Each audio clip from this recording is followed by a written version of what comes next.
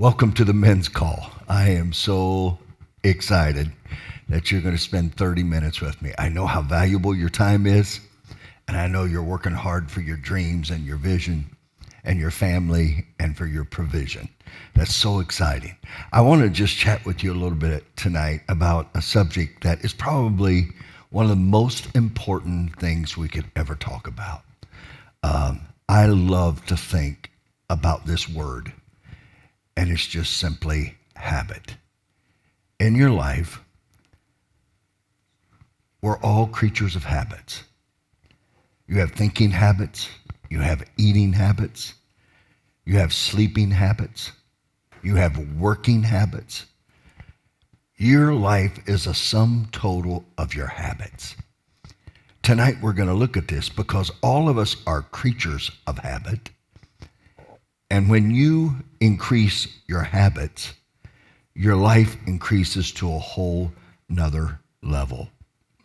Now, I can tell you, some of us, we can pick up a habit very quickly and drop it quickly. Others, it takes a little while to get it, but then it can take a very long time to break it. And in your life right now, you're going to find out that habits, while others just thrive on spontaneity, they just love to be right in the moment, it seems like that other people love to be more planned and more focused. Now, I believe the best of those is to be very planning and also have spontaneity, just so that you can be right in the moment and move forwards. Small daily habits are just incredible. Let me give you 6 observations about habits, and then I'm going to give you 10. So you're going to be taking a lot of notes tonight. Are you ready? So get ready to type fast, write fast, whatever you need to do. If you're going to make a change in your life, habits are the most powerful thing. I love a lot of books on habit. Probably 2 of my favorite is The Power of Habit. And then there's another one called Atomic Habits. And some of you have already read these. Tonight, what I want to do is just make it very, very practical. These books are kind of surgical. They're powerful. But I think that if we can simplify and just put basic little things in our lives that change us and change our performance, it's everything we need. I number one, want to let you know about habits. It seems to me that baby steps add up. It seems like small, little, forward motions really do make a difference. I find that itty-bitty incremental shifts in behavior is usually way better than some drawn-out, over-big moment. Matter of fact, some of you are so overwhelmed by the size of your habit change that you are defeated before you even get started. Matter of fact, when I even talk about habits, you're going, oh, I don't want to hear about that. Because you associate changing a habit with something awful versus seeing that changing a habit will bring one of the most powerful, peaceful, prosperous things in your life. I would just encourage you, if you're setting physical goals, don't set a goal to get up tomorrow morning and run 5 miles. Walk around the block. Don't get up and say, I'm going to do 100 sit-ups. Do 2. Incremental, tiny steps into the future that you've always desired. Number 2, building achievement creates momentum. There's nothing that creates success like success. There's nothing like winning. Like winning causes more winning. When you taste of winning, when you get comfortable with winning, when you feel good in the middle of winning. You see, a lot of us, we are so afraid of success. And so we self-defeat. So I just want you to know, with baby steps in these situations, you're going to find out that all success is built on small steps. So you in your life right now, I just want you, please write this down. I want you to get momentum and stay in motion in your life to make the change that will cause more change to happen in your life. By the way, just one pause, 1 second. How many of you have at least one thing right now you would like to change in your life? I would encourage you, thank you. We got hands going up here in the room at G5. By the way, this is a big week. G5 conference is this week. Can I hear it? Yeah. And it's going to be crazy. I was just down at the house and saw the sun set. That'll be going on during dinner on Friday night. We've got such cool things that are happening. I can't wait for you to experience it. The next thing I want you to do, observation, is let go of triggers. This is so critical. Actions often happen as a reaction to an event, situation, or feeling.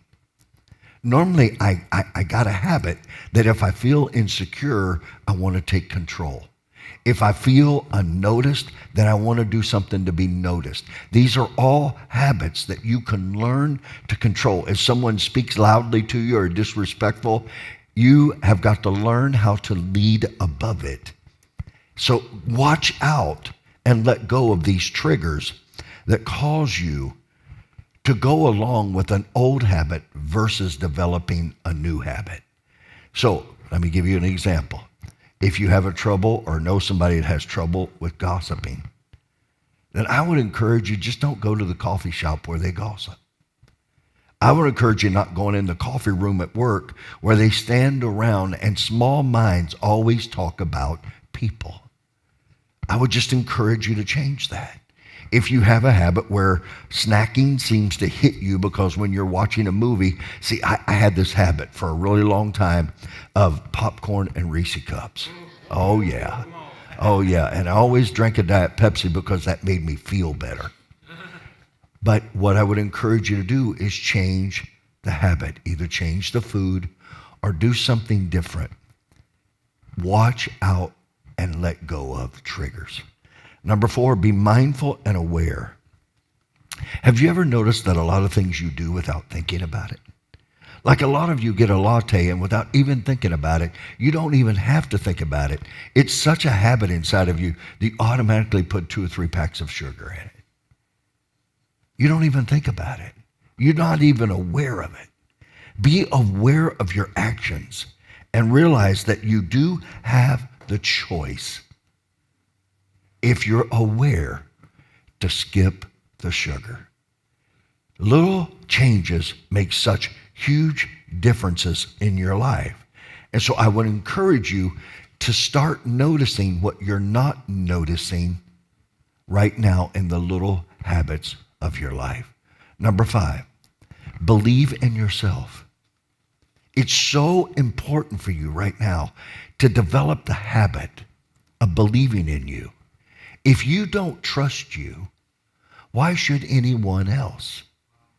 If you don't see in you the character traits of a great leader, of a great salesperson, of somebody that's a great teammate, of somebody that absolutely can partner up, I just want you to know in your heart right now, you've got to realize you're capable of achieving whatever you set out to do. Let me just punch pause here for a minute and just mentor you for a second. Coaching is when you help people get better at what they do. Mentoring is when you help people get better at who they are. And pastoring is when you help people grow in their spiritual lives and in wisdom. Let me mentor you for a second right now on this because it's so incredible that you right now need to see in you and develop the confidence by changing the way you think about yourself, the way you see yourself. Because the way you think and the way you see is going to determine what you do. So in your life right now, believe in yourself. If you don't believe in yourself, no one around you will ever have the confidence almost to believe in themselves unless they move away from you. That's so big. So right now, let me ask you a question. Do you believe you can increase your workload by 3 to 5%? How many of you right now believe that I could increase my impact, my influence by 10%? You have got to see it in order to seize it. Number 6, bring failure into the recipe. See it as a part. Don't be embarrassed by it. Learn from it. Grow from it. Develop from it. Use failure in life as a feedback. You're not going to be perfect. You're not going to do it all right.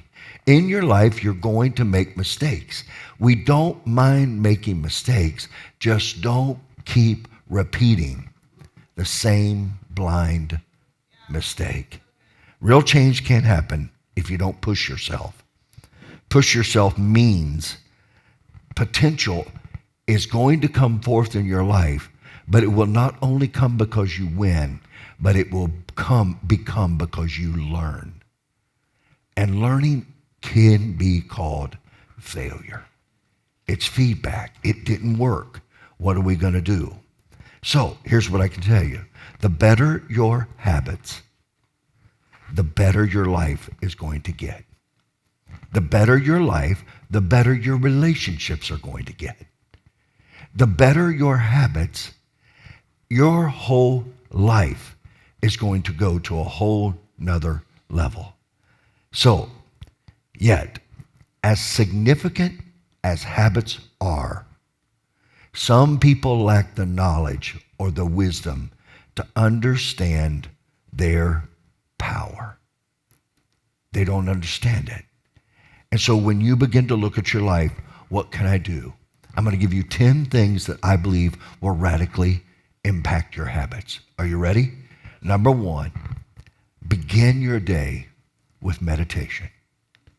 Begin your day with prayer and reflection, where you just pause early in the morning or whenever you get up and find a place where you can quiet yourself and be present in that moment. And when you do, I want you to engage your mind and start thinking about the blessings of God in your life, about the beauty of the day, and see your challenges not as problems, but as opportunities for miracles to take place. This is a shift, and it all begins in understanding I need to pause. See, different stressors may trigger you as you go through the day, but meditation help you to remain calm when you're taking on challenges. Isn't it any wonder that the scripture says, pray without ceasing? What is he saying? There should always be something on your lips that says, give me wisdom, give me power. A little habit of starting your day with meditation. Look, I know what's going to happen. You're going to get busy. Everything's going to happen. So try in your life, even if it's getting up 15 minutes earlier. Watch what happens. I'm going to be really practical right now. I think you should pray and ask God to help you to wake up 15 minutes earlier and meet with him before you meet the day and reflect. Number 2, be grateful for what you have. Develop this habit of meditation, number 1. Number 2, of being grateful. To build a habit that says, I am not going to spend one more moment of my life thinking about what I don't have and that what I have is not enough. I'm going to immerse my mind in being grateful that I have everything I need. If you would stop every morning and make a list of the gratitude that's in your soul, wow. I want you to write this statement down because I believe it. Gratitude is a time-tested pathway to success, health, and happiness. When you have gratitude, it redirects your focus to what you have instead of what you lack. It's hard to have a winning day, an energizing day, a day filled with passion if all I can think about is everything that's wrong in my life. Everybody's going to have challenge. Everybody's going to have imperfect moments. But when you start with gratitude, by the way, in marriages, it's interesting when you see the research, people that have great marriages, a lot of times don't have any better marriages than anyone else, except they are more grateful for their partner than everybody else. While everybody else thinks your spouse is a 2, you see them as a 10. Isn't it amazing that what you expect and believe and tell people they are, they will step into it? Amazing to me. It redirects you. So I would encourage you every day, I'm going to remind you one more time, try writing a list of your grateful things every day, even maybe getting a little notebook or a spot on your iPad and just putting a grateful journal together. I make it a habit to be grateful. And when you sit down at dinner, and by the way, one of the most incredible habits in successful families are one habit, and that's they eat dinner together. That one habit changed everything else in a home. I think when you sit down and have that dinner together, we're always going everywhere. In the day and age of DoorDash, it's so easy to stop eating together. You got to fight for it. I got to fight for it. And when you do, just start saying, I am so grateful. I promise you, the greatest people in your life are grateful people.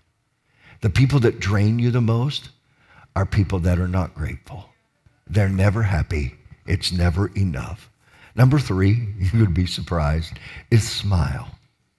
Develop the habit of smiling. Matter of fact, where you are right now, I just want you to pause for 3 seconds and smile. Smile. Matter of fact, some of you men, later on tonight, I want you to just, when you go to bed, I just want you to lay in bed and just smile. And just smile. And pretty soon she's going to ask, what are you smiling about? And you're going to go, well, probably because I have the most beautiful woman in the world that's beside me. You'll pay me for that later, I promise. Okay? Smile. Can I tell you? If you will just smile, the world is not very friendly. The world is frowning. The world is drawn in. The world is confused. If you just learn how to smile, even through your pain. Wow. Just so you know, there's research now conducted by the Association of Psychologists, Psychological Science, that says you set a pace for living a happier life when you smile. A genuine smile is a good habit to have if you want to find spiritual, emotional, and mental peace of mind. Smiling induces the release of molecules that help you to fight stress. Did you know that? Smiling. Matter of fact, when you're under stress, instead of frowning, if you can just learn to smile, it's going to be okay. We're going to make it. I'm going to learn something. I'm going to get stronger. I'm going to rise above this. When that starts kicking in your mind and you start being grateful, you're going to find out the level of enthusiasm that comes into your body is going to be unexplainable. I just want to ask you a question here, though. Do you make a habit of smiling and being friendly? Wherever you go, do you expect people to smile first to you, or do you expect to smile first for them? I want to encourage you, lead. Set the pace. Don't be fake. Don't be phony. Don't be Pollyanna. You know what I'm talking about? I'm not talking about that. I'm talking about genuine, real smiles. Number 4, y'all are going to like this one. Are you ready? Eat a healthy breakfast. Yeah, get that habit of a healthy breakfast. Notice I said healthy breakfast. Now, once or twice a week, I think it's okay to eat an unhealthy breakfast. Throw down that bacon and pancakes. And, oh, yeah, let that butter go.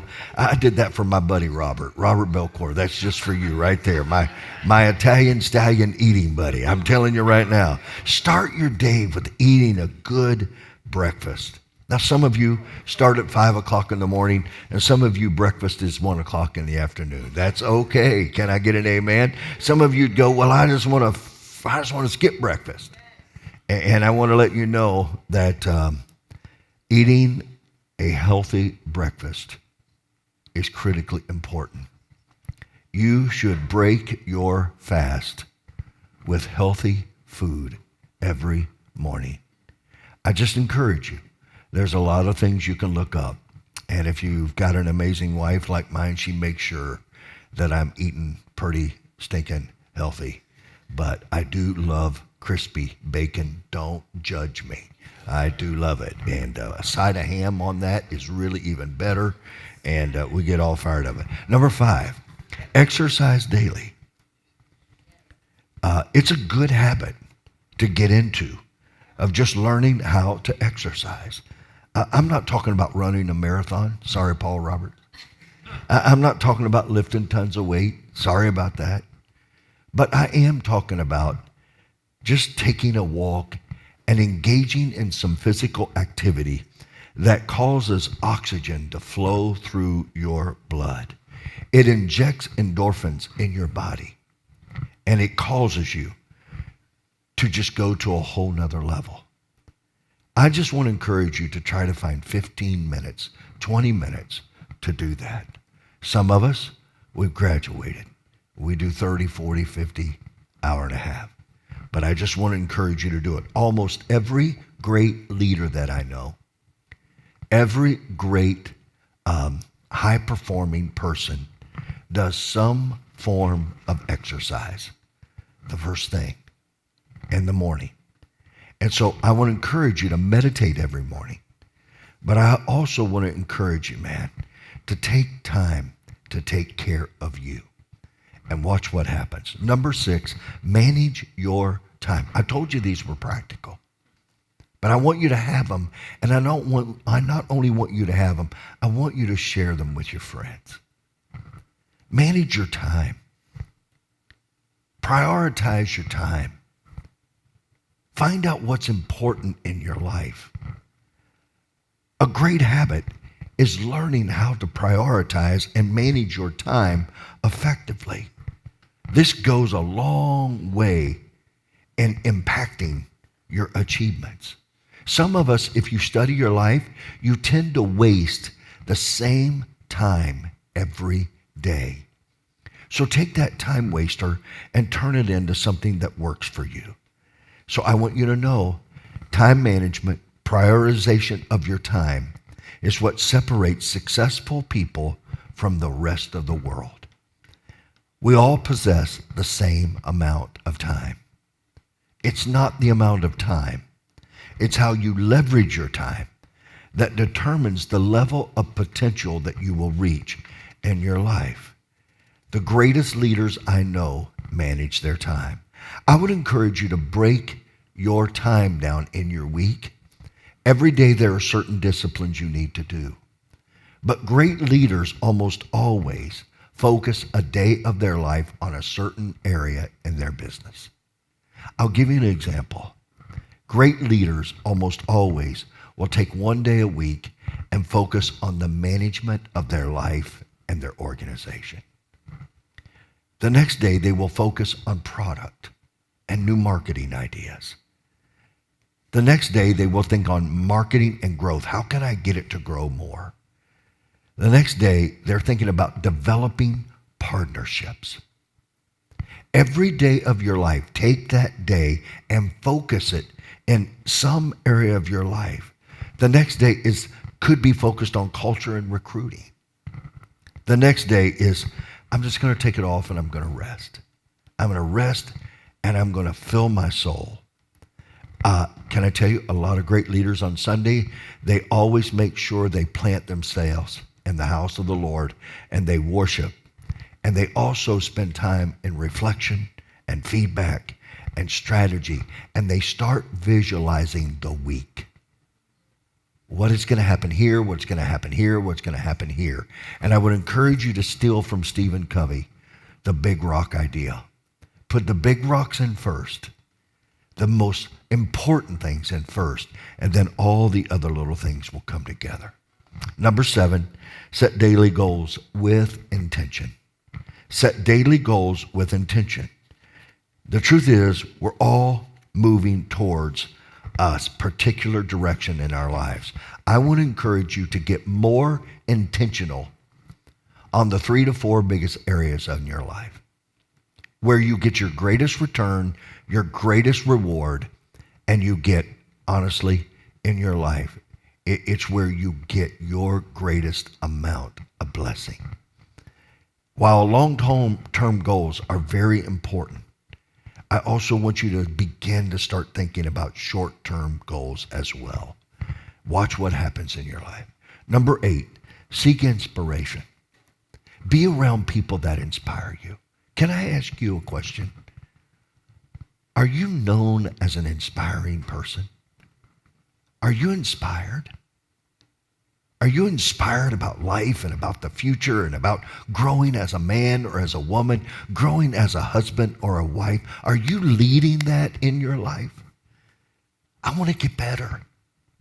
I will get better. And I want to tell you, I am getting better. And I'm going to get better and better. Do you know why? Because I'm inspired. And you will too. That's what I love about my friends right now. They're inspired to be better, to grow by 3%, 5%, 10%. So I want to tell you, it's usually difficult to be inspired if you don't have gratitude and you don't have a vision and you don't feel good about yourself. And if you don't believe in yourself, if you've lost your way and started settling for, I'd venture to say that you're losing your inspiration. What inspires you? I just want to give you 2 or 3 things that inspire me. And I think they probably would for you too. Pictures. Pictures inspire me. Pictures of my family. Pictures of my wife and I together. Picture of me, of my children and I. Pictures of my friends, pictures of places I want to go, pictures of buildings that I want to build, pictures of lives that I want to reach. Inspiration. It's amazing what will happen. The other thing is music. Music is so inspirational. Find music that creates an environment that causes you to just feel so inspired. So I want to ask you, every day, determine how many minutes you will spend in inspiration and make it count. Every day you should be spending some time in inspiration for you. Finding something that challenges you, inspires you. It causes you to want to grow and become better. Number nine, save steadily and invest with prudence. I can tell you, in your life, I cannot tell you the importance of developing a habit of saving and investing. Now, some of you you're just really smart. You're good with investments. I enjoy it, but can I tell you, it's not the focus of my life. Well, Tim, what's the focus of your life? Well, since you ask, I'll tell you. People are my fascination. Certainly my relationship with God and my family, but I love people. So in your life, you got to decide. So I'm grateful that I have a man in my life that has helped me, and he continues to help me. But just the little habit of saving 10%. I would encourage you to give 10%, save 10%, and have fun on 10%. And then take the other and make it go to work for you in your life. So can I tell you, according to most financial planners and advisors, they will tell you that $1,000 emergency in most people's lives will propel them into debt. That is a huge statement. Consequently, if you take your young children at age 12 or 10 and start investing just $1,000 a year in an account, by the time they reach 50-some years old, it will be worth millions of dollars. So I just want to encourage you in your life to build this habit of saving and investing. Invest in time. Invest in your business. Invest in your dreams. Invest in your goals. Invest in your gift. All right, that's a big subject. Number 10, and I close. Budget and track your spending. Budget and track your spending. A small leak sinks great big ships. You know those dollars that you think don't matter? They do. And so I just want you to look at your life. Don't become a hoarder. Don't become somebody that's stingy. But I do want to encourage you to budget and track your expenses. And I think you can start having games with budgeting. And one of the things that my wife and I will do every now and then, we split meals because we save money. But every now and then we'll go on this spree where we just literally go, let's just see how much money we can save and not spend.